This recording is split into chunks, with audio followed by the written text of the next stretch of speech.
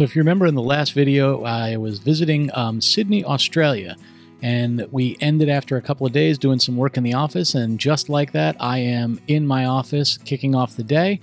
But after a full day of working, you can see it's after hours, everybody's leaving, it's time to exit the building and go enjoy ourselves. So we decided to go to one of these malls. I've mentioned before, shopping malls in Australia are bustling and packed, and there's grocery stores and restaurants and shops in them. They are amazing.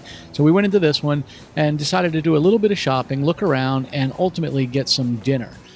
What was cool is we went into this little game store. They had all kinds of different trinkets and models and games, but I took this little video for McKinley because she absolutely loves dinosaurs, and they had whole displays of all these dinosaur toys that you could get. So I did a few of these in close up, and that way, you know, I could send it to her and we would talk all about what each different dinosaur was, and you know, that's right up a 9-year-old's alley. So after going to that store, we kind of walked around. What's interesting is, you know, this is 4 and 5 stories, and they're starting to put all their Christmas decorations out already. You can kind of see, you know, just the size of this place. And I mentioned coffee was on point in Australia. It's interesting, you see these giant fans, and there is a Starbucks in there. And I actually didn't have Starbucks at all while I was there. But we also saw this game room where these two were going at it, and they were competitive.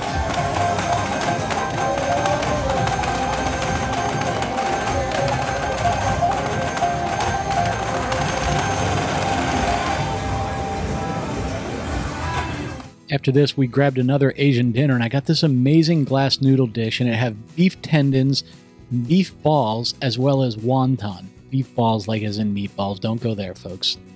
So after that, I decided, you know what? I really want some ice cream. After dropping Sarah off at her hotel before going back to mine, I decided to go ahead and drive around, and I found this cool little place by an ice cream shop and just took a little video of it. Check out this neighborhood, and it was bustling and packed and felt very, very safe the whole time. Down in a cool part of town called Eastwood. It's a great little Asian set of markets and stuff, just phenomenal.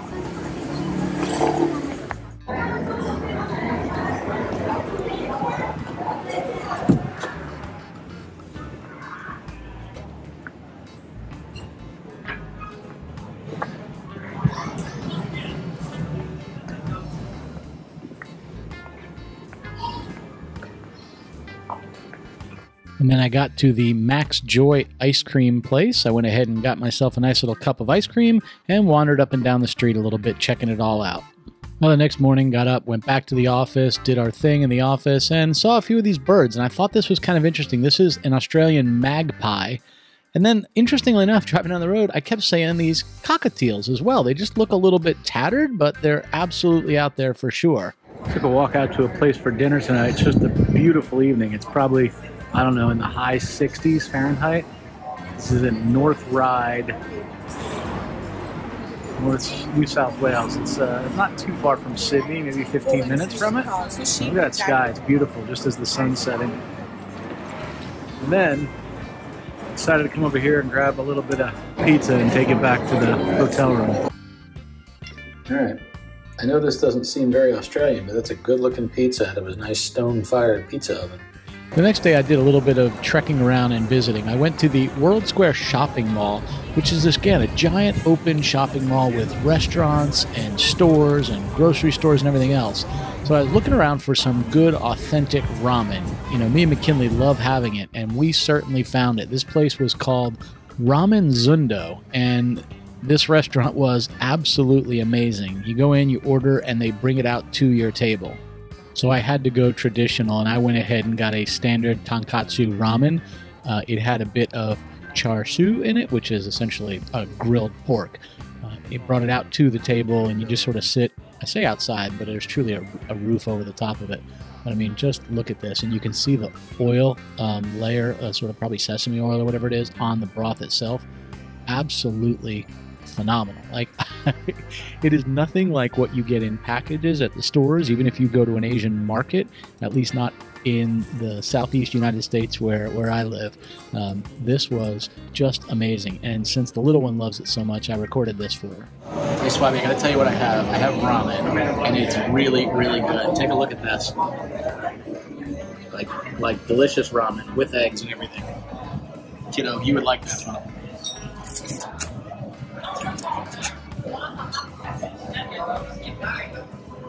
The flavor is amazing, kiddo. We're gonna have to come here someday. This is not like anything you've had at home at all. So with my belly filled, I decided to go ahead and take a walk through this particular mall. This is not the same one you saw in the part 1 video. These Kohl's stores, which is a grocery chain there, are absolutely packed. And the food's amazing, like these fresh fruit stands. And what was cool is they had a toy store that was essentially vending machines along the edge of the actual mall. It was very unique. And then they had this amazing bakery in here. And, you know, some of these were savory and filled with ham or sausage or pork or, you know, cheese, whatever it was. Some were sweetened, but all of these looked absolutely delicious. A lot of fresh baked breads, pastries, I guess, if you will. But I definitely bought a bag full of these and then ultimately packed them up so that I could take them on the flight and bring them home. So the kids all got to try a little bit of this too, which wasn't the easiest thing to travel with. So after my lunch, I decided to go ahead and take a drive. And it's interesting, again, driving from a turn to the far left-hand side just feels weird. But I'm going to head out to Bondi Beach. Some really pretty areas here where you look at like all these trees and stuff like that. And, you know, like this looks like it might be a temple over here. But they've got very tropical looking plants, and they have these jacaranda trees, like the road by us. They are beautiful. I'll see if I can get a picture of them. They're all in bloom. Well, it sure is a cloudy and windy and actually chilly day as we work our way down toward Bondi Beach, and it's just down at the bottom of this hill. And there we go. The scenery is gorgeous, though I will say I was a bit chilly, and it was blowing like stink, so I will lower the volume of the camera sound just because it was blowing pretty hard. If you look out here, you may very well see a couple of kiteboarders. You see that guy out on the water? It was really pretty neat looking. I'll do a couple of other pieces of footage here just so you can see the waves along this little beach here in Bondi. There's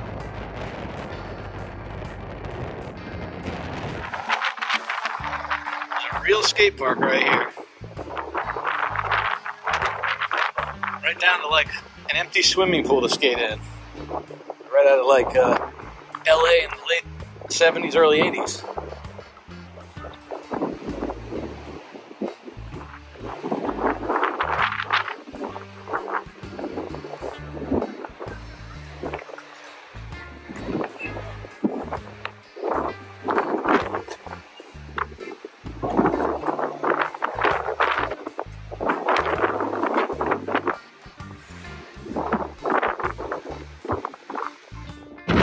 I'd love to tell you I would stay here, but it's cold. I mean, not just a little chilly, like it's probably in the 50s right now.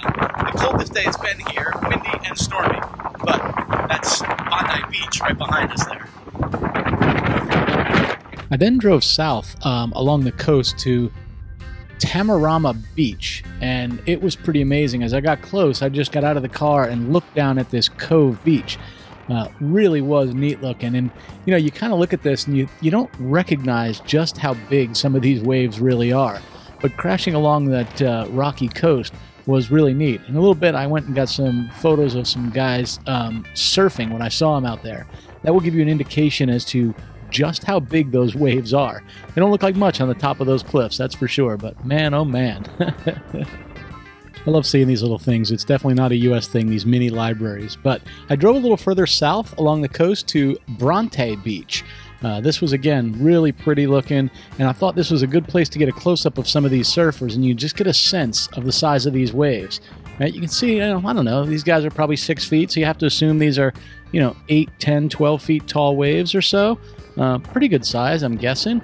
But it was definitely cool watching them do it. And here, there's a good one. You can see just how big this breaker is, and they decide they're going under that one. Pretty cool. And now it was time to start heading back toward Sydney City Center. And as I was driving along, I kind of finally found what I was looking for earlier. All right, I found some of those jacaranda trees. Look at how purple they are. They look beautiful. Look at that. It's over the top of these cars. I'm just getting the video real quick. There's some more of these jacaranda trees. They're just beautiful. Look at that. Isn't that amazing looking? They smell so good. So I decided to head back across the Sydney Harbor Bridge in the opposite direction I did earlier in the video, or in last week's video. The cool thing is, this bridge is absolutely amazing, and honestly, it looks really cool. I wanted to get down on the other side of the bridge and then go below it so I can get some footage of the walkway that goes over the top here. And this is when I actually learned that there was a walkway on it. I didn't know that ahead of any of this.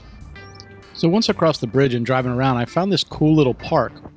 When you park there, you can look out and you can see the entire harbor bridge, right? Coat hanger, as you can see, it's sort of shaped like one. And I thought this would be a really cool place to get some footage and zoom in at the Sydney Opera House.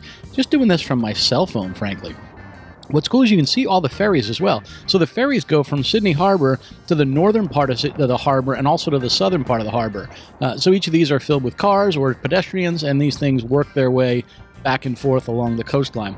So really, really cool. But as I was doing this, and I kept zooming out and then zooming back in, I wanted to zoom in on the flags on the top. I thought it was really cool to kind of see the Australian flag up there, and it was a nice windy day, so they're blowing pretty good. And as I started doing it, I noticed something up here, and I'm just going to see if you also see it. I talked about it earlier, so I guess it's not that big of a surprise. But look at the people up there. And this is when I looked it up and found out that there's actually a walking tour. You can take a tour that walks you up to the top of the harbor bridge. Pretty wild, huh? Well, they're making the hike back down.